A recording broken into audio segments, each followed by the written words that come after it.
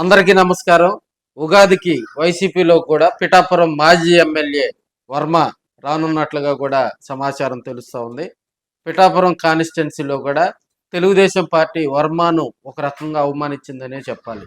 ఎందుకంటే పిఠాపురం కాన్స్టిట్యున్సీని 2024లో పవన్ కళ్యాణ్ గారి విజయంలో కూడా వర్మ కొంత కీలక పాత్ర వహించడం జరిగింది.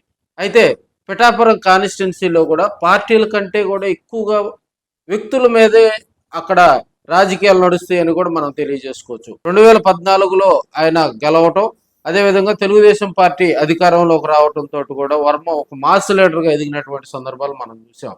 ఇప్పుడున్న పరిస్థితుల్లో వర్మకు ఎమ్మెల్సీ ఇస్తారని ఆశపడినటువంటి వర్మకు తెలుగుదేశం పార్టీలో భంగపాటు గురవటం జరిగింది.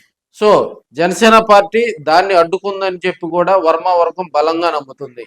ఆయనకు మద్దతుగా కొంతమంది మున్సిపాలిటీలో ఉన్నటువంటి కౌన్సిలర్లు కూడా గలమెత్తారు.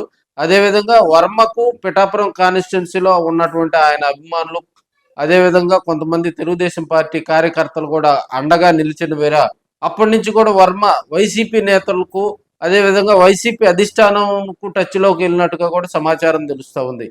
ఇప్పుడున్న పరిస్థితుల్లో వర్మ అక్కడ ఒక మంచి మాస్ లీడర్గా ఎదగాలంటే తెలుగుదేశం పార్టీలో కానీ, జనసేన పార్టీ ఇప్పుడు ఆల్రెడీ జనసేన పార్టీలో పవన్ కళ్యాణ్ గారు ఆడ ఒక రాజకీయంగా కూడా ఆయన ఎదుగుతూ ఆయన ఒక సామ్రాజ్యాన్ని నిర్మించుకుంటున్న వేళ.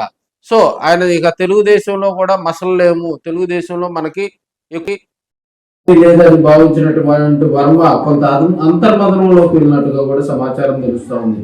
ఈ మధ్యకాలంలో 2-3 సార్లు తనకు దగ్గరగా ఉన్నటువంటి నేతలు, అభిమానుల మధ్య కూడా సమావేశం ఏర్పాటు చేసుకొని అక్కడి నుంచి కూడా వైసీపీ అధినేతలకు టచ్లోకి వెళ్ళినట్టుగా కూడా సమాచారం తెలుస్తూ ఉంది.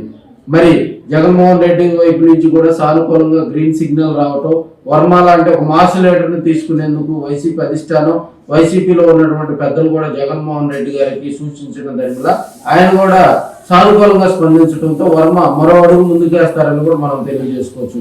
ఇప్పుడున్న పరిస్థితుల్లో కూడా ఉగాదిలో మంచి ముహూర్తాలు కూడా వర్మను వైసీపీలోకి తీసుకునేందుకు కూడా వైసీపీ అధిష్టానం కార్యక్రమాలు కూడా రూపొందిస్తుందని కూడా తెలుసుకోవచ్చు.